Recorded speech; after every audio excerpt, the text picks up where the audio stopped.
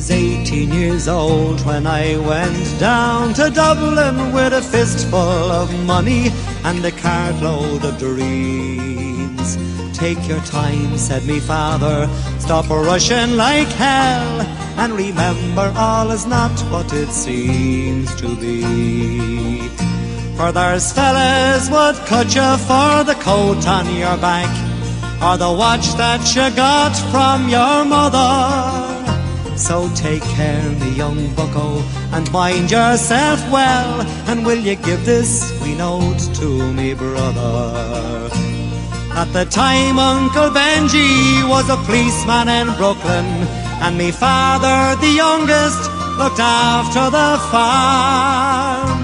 When a phone call from America said send the lad over, and the old fella said sure it wouldn't do any harm. For I've spent my life working this dirty old ground for a few pints of porter and the smell of a pound. And sure maybe there's something you learn or you'll see, and you can bring it back home, make it easy on me. So I landed at Kennedy, and a big yellow taxi carried me and me bags through the streets and the rain.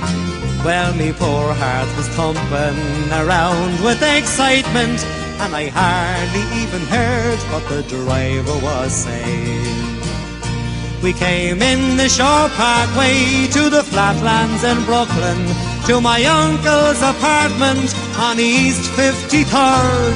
I was feeling so happy, I was humming a song, and I sang "You're as free as a bird." Well, to shorten the story, what I found out that day was that Benji got shot down in an uptown foray.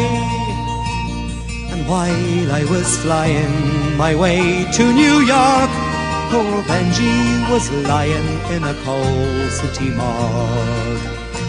Well, I phoned up the old fella, told him the news. I could tell he could hardly stand up in his shoes, and he wept as he told me, go ahead with the plan, and not to forget, be a proud Irishman.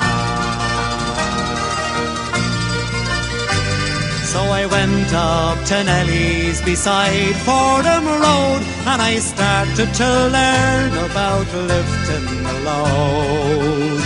But the heaviest thing that I carried that year was the bittersweet thoughts of my hometown so dear. I went home that December 'cause the old fella died. Had to borrow the money from a Phil on the side, and all the bright flowers and brass couldn't hide the poor wasted face of me father.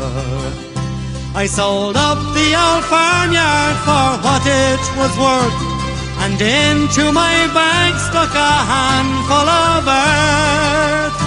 Then I boarded a train and I caught me a plane, and I found myself back in the US again. It's been 22 years since I've set foot in Dublin. Me kids know to use the correct knife and fork, but I'll never forget the green grass and the rivers as I keep